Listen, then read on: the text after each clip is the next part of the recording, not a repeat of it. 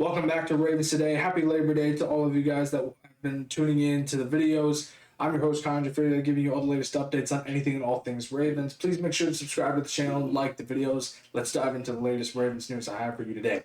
So, first up, trade rumor going around with Mark Andrews. Are we surprised? No, of course not, because we cover everything that involves around the Ravens and the Mark Andrews dilemma.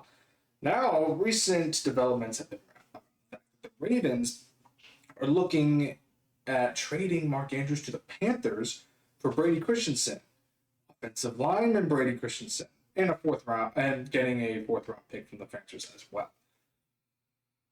Brady Christensen, little background on him for you if you don't know who he is. Offensive lineman, mostly plays in the left guard position, but is known to be very versatile and can play all different types of the offensive line position. This includes left tackle, right guard, and right tackle, like center. He could play all different. He's the Patrick McCarry of what the Ravens used to have.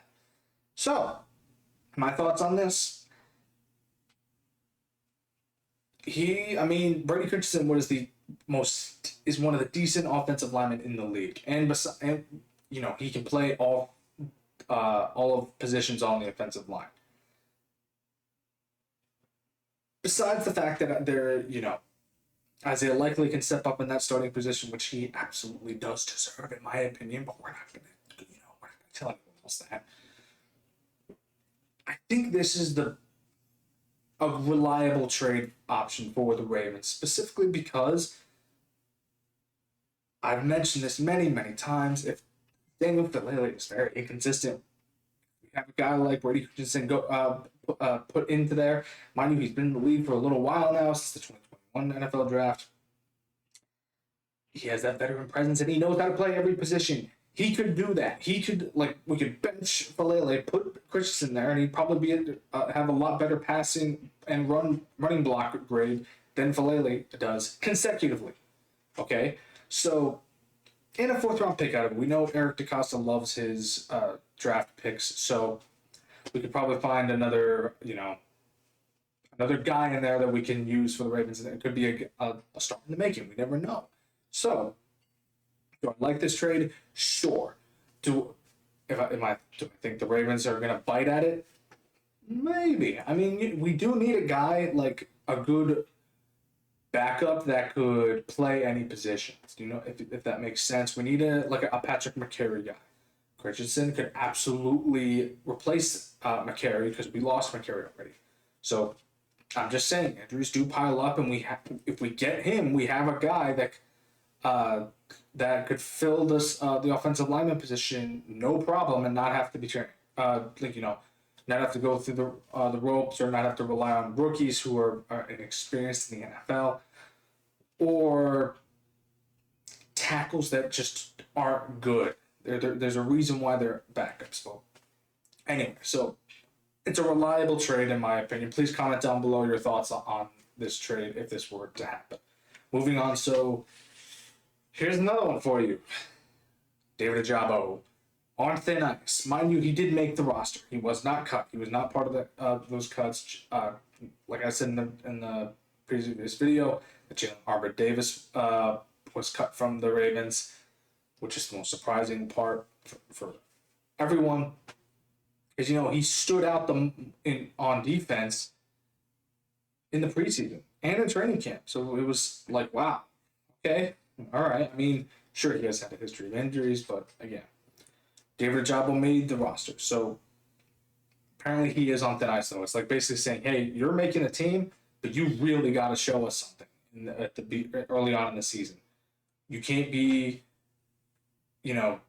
lacking early on and then get your fire going later on in the season. We need you to start showing us something early on.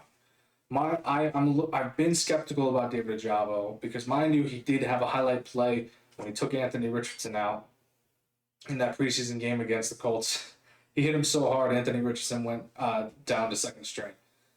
But he was unguarded. That's my whole skepticism.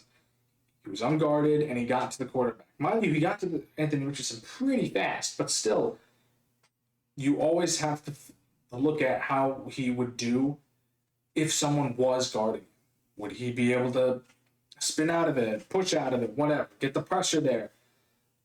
I do agree that he should be on thin ice here because we have Calvin Noy, Mike Green, all these guys that are, have the veteran, the rookie, and then the developmental guy who David Ojabo needs to kind of find his way in there. Mike Green is going to start over him more than likely because Mike Green, you could just see it. I've said it. You could just see it in his eyes. He is going to get some big sacks. He's going to get pressure on the quarterback every single time. So David Ojabo has to figure it out, or else I think the Ravens are going to cut their losses here. Moving on, so Derrick Henry commented on his retirement. He was asked when he is going to think about retirement. He's 31 years old, obviously. As a running back, normal running backs, he's entering the twilight years of his career.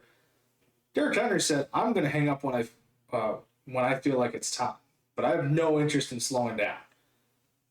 He had a great year on the Ravens last season. The only way is up for him. Mind you, he has that wager with Adam Sandler that if he hits the 2,000-yard rushing mark, he'll be in Adam Sandler's next movie. So for a fact that the Ravens are going to try and help him get to that mark. He can definitely do it. And mind you, by the way, he is ranked 19th all time in rushing yards right now. If he gets 1,000, just 1,000 this season, he'll be skyrocket to the 11th all time. So, mind you, I think he's obviously going to beat this. So he wants to be up there with the big fellas, like ranked in the top 10, top 5. And he said it himself. He'll decide when he's retiring, but he's not done. Look at him in all of his videos online, on social media. Dude is a freaking tank. He doesn't look like the age that he is for running backs. He is out there, and he just looks like the monster that he always has been. So, just a quick update on that. He ain't retiring anytime soon, and I hope that he retires when it happens as a Raven. Hopefully we keep him for the next 2 or 3 years. But we'll see how he feels about that, and I want to see him retire as a Raven with a Ravens Super Bowl ring on his finger.